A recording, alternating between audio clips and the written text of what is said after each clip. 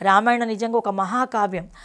7 భాగాలు, 500 అధ్యాయనాలు. అధ్యాయనం అంటే సర్గాని కూడా అంటారు. 24,000 శ్లోకాలు. మనకు గాయత్రి జపానికి 24 అక్షరాలు ఉంటాయి. అలాగే ఒక అక్షరానికి 24 అనేటువంటి ఒక లక్కీ నెంబర్ అన్నట్టు. 24 అనేది 18, అష్టాదశ పురాణాలు, 18 రోజుల కురుక్షేత్ర యుద్ధము, 18కి 24కి మన సంఖ్యాశాస్త్రంలో ఒక విశేషణమైన విలువ ఉంది. అలాగా 24,000 శ్లోకాల సమాహారము రామాయణం. ప్రతి అధ్యాయాన్ని ముందు చెప్పుకున్నాం కదా సర్గ అంటారు. రామాయణం 5,000 సర్గలు, 24,000 శ్లోకాల సమాహారంతో నిండుకున్న సంపూర్ణ రామాయణము. ఇందులో 6 భాగాలు మాత్రమే, బాలాకాండ నుండి యుద్ధాకాండ వరకు 6 భాగాలు మాత్రమే 6 సర్గలుగా ఉంది. తరువాత లవకుశుల జననము, వాల్మీకి తన శిష్యుల ద్వారా రామాయణాన్ని రామచంద్రుడికే వినిపించడం. వాల్మీకి మహర్షి దగ్గర అది తర్వాత మనకు సంపూర్ణ రామాయణంలో వాల్మీకి మహర్షి దగ్గరనే నిండు చూలాలైన సీతాదేవి ఆయన ఆశ్రమంలోనే ప్రసూతి అయి 2 కవల పిల్లలు జన్మనిస్తుంది. ఆ రామచంద్రుని యొక్క పిల్లలే లవకుశులు. ఇప్పటికి కూడా భారతదేశాన్ని మొత్తాన్ని కూడా పరిపాలిస్తున్నటువంటి సంతతి సూర్యవంశానికి చెందినటువంటి రామాయణం. మన రామాయణం గురించి మనం రాముడు, మన అయోధ్య గురించి మనం తెలుసుకుంటాం. కానీ నేపాల్ జనకపురి, నేపాల్ అంతా కూడా సీతాదేవి మిథిలా నగరం అన్నట్టు. ఆ తర్వాత మనకు టర్కీలోను, చైనాలోను, ఇంకా అనేక దేశాల్లో అనేక రామాయణాలు వాళ్ళ విధానాన్ని అనుసరిస్తున్నారు.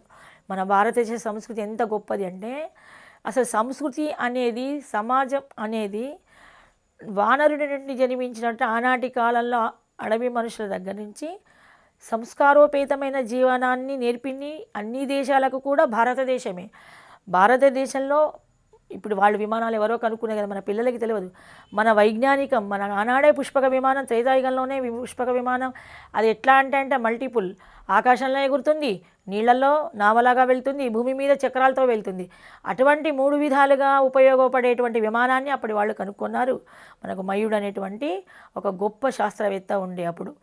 అలాగే శస్త్రచికిత్సలు భారతంలో, రామాయణంలో కూడా సగరుని కుమారులు, ఇంకా మాకు ముందు పుట్టిన సవతులు ఇద్దరు పోట్లాడి ఎవరు ముందుగా పిల్లలు పుడితే వాళ్ళే రాజులు అవుతారు, రెండవ వాళ్ళు వాళ్ళకు దాసీలు అవుతారు అనేది వెనకట ఒక ఆచారం ఉండే.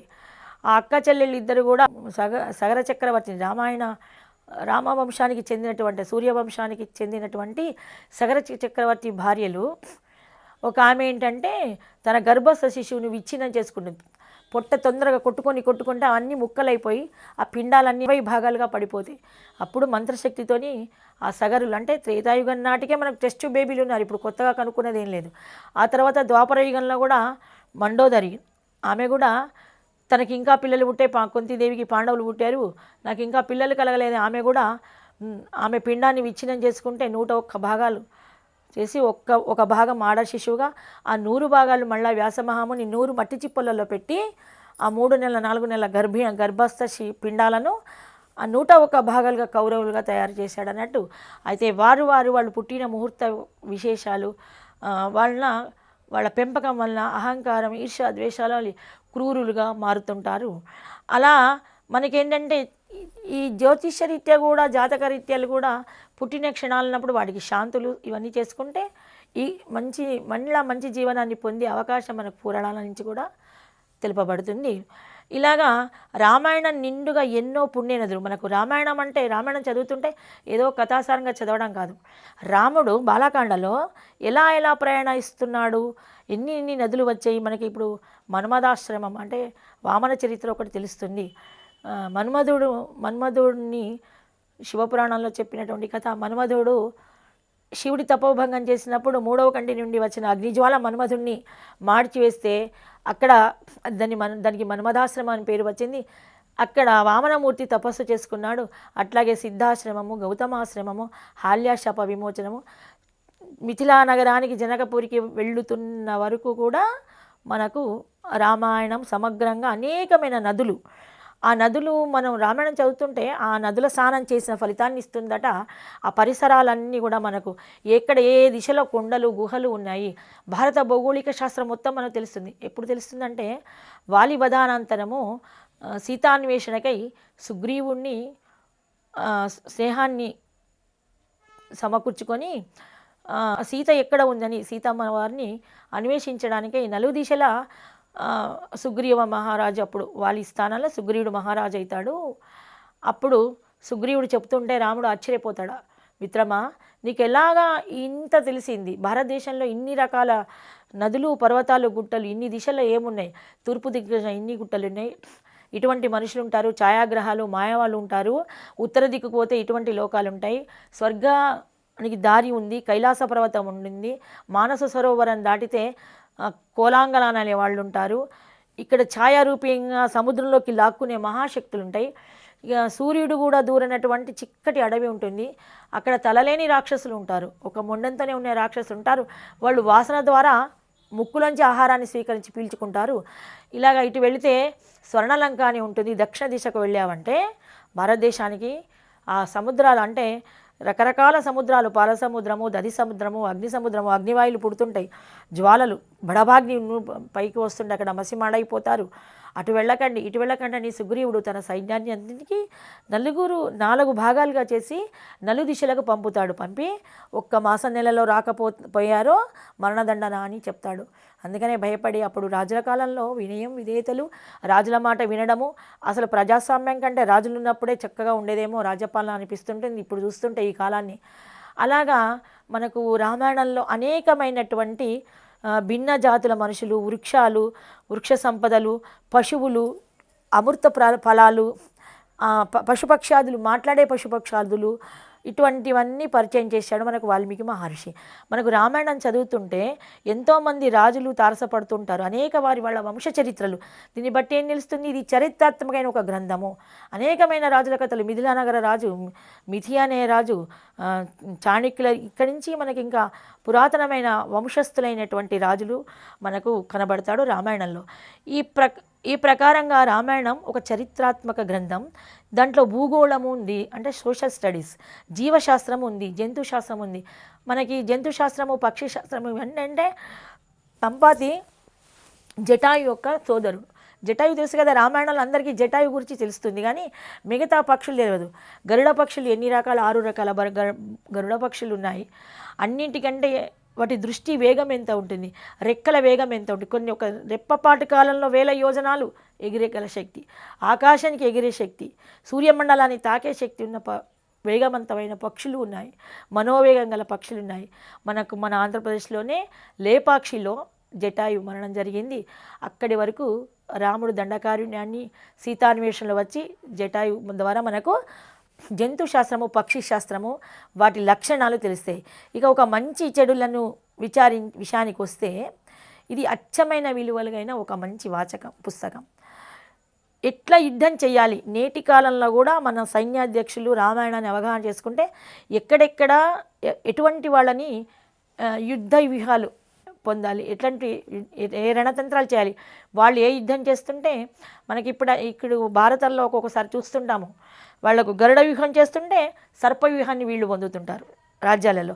ఇలాంటి వ్యూహాలు పొందాలి అంటే ఆలోచన, సైన్యాన్ని ఏ దిక్కులో పెట్టాలి, ఏ అస్త్రాలకు ఉపశమన అస్త్రాలు వెళ్ళి, వాళ్ళు ఆగ్నేయాస్త్రం వేస్తున్నప్పుడు మొత్తం సైన్యాన్ని అగ్ని కాల్చివేయకుండా ఆ ఆగ్నేయ కంటే ముందే వరుణాస్త్రాన్ని అంటే వర్షం కురిపించే అస్త్రాన్ని వేయాలి. అలాగా యుద్ధశాస్త్రము, నేటికి ఉపయోగకరంగా ఉండే రాజకీయ శాస్త్రము. మనకు భరతుడు గురించి చెప్పేటప్పుడు, భరతుడు పాదుకా పట్టాభిషేకంలో చెప్పేటప్పుడు ఎటువంటి వాళ్ళని పెడుతున్నావు అని మనం తర్వాత ఎపిసోడ్లో ఒక్కొక్క ఘట్టంలో చెప్పినప్పుడు అది చెప్పుకుందాం. అంటే అందరినీ ఉద్యోగులను తీసివేస్తే నిరాధారం అయిపోతారు. వాళ్ళు వృద్ధాప్యంలో పెద్దవాళ్ళు అయిపోయి వాళ్ళు యుద్ధం చేయలేకపోతే వాళ్ళ వంశస్థులనే తీసుకోమంటాడు. ఒక తాతగారు యుద్ధం చేశాడంటే అందులో కొడుకు వేరే వృత్తి చేస్తే మనవణ్ణి ఆ యుద్ధంలోకి తీసుకోమంటాడు. ఇక్కడ యువశక్తిని, శారీరకమైన యువశక్తిని ఉపయోగించుకో, వృద్ధులైనటువంటి వాళ్ళ మేధాశక్తిని ఉపయోగించుకో అని రాముడు భరతుని చెప్తాడు. మళ్ళీ సంక్షోభాలు, ప్రకృతి వైపరీత్యాలు వచ్చినప్పుడు, ఇప్పుడు నదులు పొంగుతాయి వర్షాకాలంలో, ఊర్లకు ఊర్లు కొట్టుకపోతాయి. మొన్న ఆంధ్రాలో వచ్చింది తుఫాన్ ఎఫెక్ట్, ఇళ్ళకిళ్ళు ఉన్న పడంగా రాత్రిలో రాత్రి తుఫాన్లు వచ్చి అన్నీ కొట్టుకుపోతాయి. అప్పుడు ప్రభుత్వం సహాయం అందించాలి. ఎట్లా అందించాలి? అందుకని ఆహార నిధులను ఇలా సేకరించుకొని దాచుకోవాలి. ఆపత్కాలంలో ప్రజలకు ఎట్లాగా పంచాలి, ఇవన్నీ కూడా రామచంద్రుడు భరతునికి చెప్తాడు. గురువులను ఎట్లా వినయంగా చూసుకోవాలి. ఒక గురు శాపము మనకి తర్వాత పురాణాల్లో ఉంటుంది. గురువు కోపానికి గురి అయితే గురువు మన వలన చింతాక్రాంతుడై, గురువు ఎప్పుడు శపించాడు శిష్యులను, కన్న పిల్లల వల్లే చూసుకుంటాడు. తల్లిదండ్రులు శపించారు, కానీ తల్లిదండ్రులను గురువులను హింసించి శపిస్తే వంశాలు వీడి జీవిత చక్రం మొత్తం అతలాకుతలం ఎలా అయిపోతుంది అనే విషయం కూడా మనకు రామాయణంలో తెలుస్తుంది. అలాగే న్యాయశాస్త్రానికి, యుద్ధశాస్త్రానికి, పొలిటికల్ సైన్స్, పబ్లిక్ అడ్మినిస్ట్రేషన్కు అనుబంధం కూడా దీంట్లో చేర్చుకోవచ్చు. రామాయణంలో విశ్వాన్ని వర్ణించాడు, ఖగోళాన్ని వర్ణించారు. కావున ఇది అంతరిక్ష శాస్త్రంగా చెప్పాను కదా, పుష్పక విమానం ఎట్లా వెళ్ళింది, ఇది అంతరిక్ష శాస్త్రంగా కూడా ఇప్పుడు పైలట్లు ఇట్లా దిశలు, ఆకాశంలో ఉన్నట్టు దిశలు విమానాన్ని నడిపేటప్పుడు వాయువులు ఏ దిశ నుంచి ఎక్కువగా పగటి కాలంలో, సాయంత్రం కాలంలో, ఉదయానికి పూర్వకాలంలో వాయు సమ్మేళనం ఎలా ఉంటుంది అనేది మనకు ఆనాడే రామాయణంలో దానికి ఆపోజిట్గా వెళ్ళాలి. వాయుతో వెళుతుంటే అది ఎక్కడో ఆ పర్వతాలకు గుద్దుకొని క్రష్ అయిపోతుంటాయి. విమాన శాస్త్రాన్ని కూడా మనకు రామాయణంలో సమగ్రంగా వివరించారు. రామాయణం ముఖ్యంగా చెప్పవలసింది, రామాయణంలో ఒక వ్యక్తి ధర్మం, తర్వాత రాజధర్మం. ఒక రాజు యొక్క లక్షణాలు ఎలా ఉండాలి. ఆయన రాజు అయినా పూర్వాభాషీచ రాఘవ అన్నారు. ఆయన రాజు అయినా కూడా ప్రజల సమస్యలను ఎవరి ద్వారా కాకుండా తను స్వయంగా తెలుసుకొని తానే అందరికంటే ముందుగా మాట్లాడించాడు. పెద్దవాళ్ళకి నమస్కరించి ముందుగా మాట్లాడించాలి. ప్రతి విద్యార్థి ఇది నేర్చుకోవాలి. గురువుగారు కనబడితే ఎలా ఒక చేత సెల్లిట్టు కొట్టడం కాదు, 2 చేతులు నమస్కరించి తల వంచి నమస్కరించాలి. పెద్దవాళ్లకు నమస్కరిస్తున్నప్పుడు పెద్దవాళ్ళకి లాభం కాదు, మీకు లాభం. ఎందుకంటే వాళ్ళ ఉపాసనా శక్తి, వాళ్ళ విజ్ఞానము, వాళ్ళ వయసు ద్వారా వీళ్ళు తల వంచినప్పుడు, ఇక్కడ చిన్నప్పుడు తల్లి గర్భంలో ఉండగా మేధ అనేది పల్చగా ఉంటుంది. తల్లి నుండి తీసుకున్నటువంటి ఆహారము శిశువుకు తల మాడ నుండి పోతుంది. అది డెలివరీకి ఒక 5-6 రోజుల ముందే మూసుకపోతుంది. అటువంటప్పుడు చాలా పల్చగా ఉంటుంది. పెరిగిన కొద్దీ అది మందమై జుట్టు పెరిగాక, అలాంటప్పుడు పెద్దవారికి దండం పెడుతున్నప్పుడు అది వాళ్ళనేమో గొప్ప గౌరవించడం కాదు, మీకు ఆయువు ఆరోగ్యాలు, చిన్న చిన్న గ్రహ దోషాలు పోయి మీరు మంచి విద్యావంతులై, వినయ సంపన్నులై మంచిగా క్షేమంగా ఉంటారు అని మనం ఎప్పుడైనా ఒక పరీక్షకు వెళ్తున్నప్పుడు అమ్మా నాన్నకు దండం పెట్టి వెళ్ళడము, ప్రయాణానికి వెళ్తున్నప్పుడు ఇంట్లో పెద్దవాళ్ళందరికీ దండం పెట్టి వెళ్ళడము, దేవుడికి దండం పెట్టి వెళ్ళడము, కనీసం వారానికి ఒకసారైనా ఆలయ దర్శనం చేసుకోవడం. ఆలయ దర్శనం ఎందుకు చేసుకోవాలి అంటే అది మేరు రూపంగా ఉంటుంది. అంటే అక్కడ ఉన్నటువంటి శిఖరం సూర్యరశ్మి నుండి పాజిటివ్ ఎక్కువ సేకరించుకొని గుళ్ళో నిక్షిప్తమై ఉంటాయి. చాలా ప్రశాంతమైనటువంటి మేధా సంపత్తిని ఇస్తుంది. దేవాలయాలను రోజు తీరిక లేకుండా కనీసం వారానికి ఒక్కసారైనా దేవాలయానికి వెళ్ళి కాసేపు గడిపి రావాలి. రామకథలో ఇంకా అంతర్లీనమైన అనేక గొప్ప విషయాలు ఉన్నాయి. సీతారామ కళ్యాణం సమయంలో జనక మహారాజు ఇయం సీతా మమ సుతా ధర్మచారిణి చాయేవానుగత సదా అనే విషయాన్ని చెప్తాడు. ఆమె ఆనాడు ఇచ్చినట్టు, ఈమె నా కూతురైన సీత నీకు సహధర్మచారిణై, నీకు అగ్ని కార్యాలందు హోమాలయందు సహచారిణిగా ఉంటుంది, నీకు వంట చేసి పెడుతూ సుభోజనాన్ని అందిస్తుంది, నీ ఆరోగ్య సంరక్షణ చూసుకుంటుంది, ఈమెకు నీకు ఒక సేవిక, నీకు అన్ని విషయాల్లో ఉంటుంది. ఇప్పుడు ప్రతి తల్లి తండ్రి కూడా ఈ విషయాన్ని చెప్పాలి అల్లుడికి. ఏదో చిన్న చిన్న విషయాలకా అతడు అంటే నువ్వు ఉంటావా వచ్చేసే మన ఇంటికి ఇలా చెప్పడం కాదు. ఒక 2 పురుషుల మధ్య జరిగినటువంటి అగ్నిసాక్షి స్నేహము, సుగ్రీవుడు రాముడు అగ్నిసాక్షిగా చేసిన స్నేహానికి ఎంతో విలువనిచ్చి సుగ్రీవుడు రాముడికి ఎంతో సహాయం చేశాడు, రాముడు సుగ్రీవునికి ఎంతో సహాయం చేశాడు. ఇద్దరు జీవితకాలం అంతా ఐకమత్యంగా ఉన్నారు. అటువంటిది అగ్నిసాక్షిగా కొంగులు ముడి వేసుకొని దంపతులు ఒక స్నేహం చేసి ఇవాళ నెలకు 2 నెలలకు కట్నాలు ఇవ్వలేదని, నాకు నచ్చలేదని విడిపోవడాలు చాలా ఏహ్యమైన నీచమైన అటువంటి భావన. ఇవన్నీ మనకు రామాయణం తెలిసిన కొద్దీ మనం చేసిన తప్పని ఒక మనిషికి మనస్సాక్షి. ఇవన్నీ కూడా మనకు రామాయణం చదవడం వల్ల అలవాటైతాయి. రాముని నీడ సీత, సీత నీడే రాముడు అంటుంటాము. అలాగా అన్యోన్య దాంపత్యానికి ప్రతీక ఒక దంపతులు ఎలా ఉండాలి. ప్రతి భార్య కూడా రాముడు లాంటి భర్త కావాలనుకుంటుంది. ఎందుకంటే రాముడు అంత ప్రేమగా ఏకపత్ని వ్రతాన్ని అవలంబిస్తూ సవతిపోరు లేకుండా, ఏ స్త్రీకైనా తల్లి తండ్రులు అనువంశంగా వస్తుంటారు అక్కా చెల్లెళ్ళు, కానీ భార్య తన భర్తకు తనే సొంతం కావాలి, తన భర్త తనకే సొంతం కావాలనుకుంటుంది. వేరే సవితిపోరు వచ్చి వేరే కుటుంబం ఉండటం వల్ల భర్త విడిగా భాగాన్ని ఆమె సహించలేదు.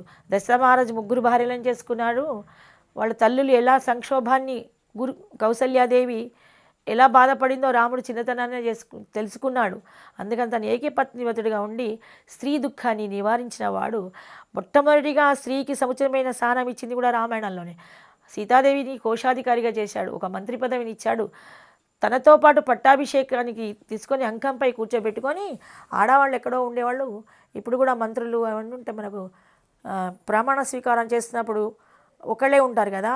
అలాగే రాముడు తను రాజ్యభారాన్ని కిరీటాన్ని ధరిస్తున్నప్పుడు రాజ్య పట్టాభిషేకంకు సీతకు కూడా పట్టాభిషేకం జరిగింది. రామాయణ కాలంలోనే స్త్రీకి గౌరవం విలువలు బాగా పెరిగాయి. అయితే క్షణికమైన మోహాలు పై మెరుగులు కలియుగంలో కలిశాపం వలన మనకు ఈ కాలుష్యం వలన కలిమహిమ వలన ఎక్కువ అయిపోతుంటాయి. పెద్ద పెద్ద హోమాలు యజ్ఞాలు చేయని అవసరం లేదు. చిన్న చిన్న నామాలు జై శ్రీరామ్ 24 గంటలు ఎవరు కనబడ్డా హలో హాయ్ అనకుండా జై శ్రీరామ్ కదా, మనకు మోక్షం వస్తుంది. మనం చేసిన పాపాలు కొన్ని పోతాయి. చిన్న విషయమే, దీనికోసం పెద్దగా మనం కష్టపడే అవసరం లేదు. అలాగా ఈ హృదయంలో అద్దుకునేలా వివరించారు మనకు మహర్షి. రామాయణం చదివితే అనేకమైన గొప్ప మానవ విలువలు తెలుస్తాయి అని.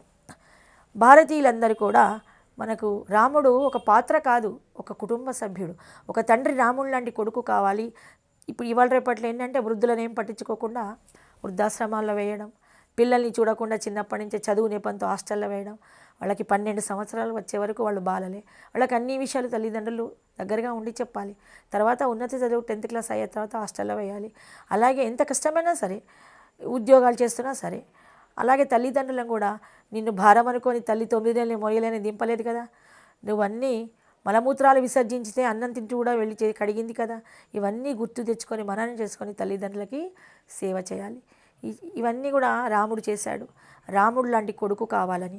అలాగే లక్ష్మణుడు తనకు రాముడు లాంటి అన్న కావాలని. భరతుడు శత్రుఘ్నులు ఎందుకు కావాలంటే నా మొత్తం రాజ్యాన్ని ఇచ్చి నేను ఇంకా సంపాదించిస్తాను. ఒకసారి ఏమవుతుందంటే దశరథ మరణాంతరము రాముడు వనవాసానికి వెళ్ళాక లక్ష్మణుడు అమ్మమ్మగారింట్లోంచి వచ్చి నేను ఇంటికి రాగానే అంత అన్యోన్యమైన అన్నలు కనపడకపోవడము, తండ్రి స్వర్గస్థవడం, బాగా క్షోభకు గురి అయి తనకు అపవాదు రావడము తల్లి ద్వారా. వెంటనే రాముడిని క్షమాపణ వేయాలని రాముడు ఏ మార్గంలో వెళ్ళాడో అదే మార్గంలో ప్రయాణిస్తూ రాముడిని చేరుకునేటప్పటికీ లక్ష్మణస్వామి అపోహపడతాడు. ఆ జెండాను చూసి, సూర్యవంశ జెండాను, సూర్య గుర్తు ఉంటుంది, ఆ జెండాను చూసి దండయాత్రకు లక్ష్మణస్వామి వస్తున్నాడని అపోహపడుతున్నప్పుడు రాముడు చెప్తాడు, అన్నదమ్ములను ఏడిపించి దుఃఖించి తినే ఆహారం నాకు విషతుల్యమైనటువంటిది. నేను ఆ రాజ్యాన్ని స్వీకరించను.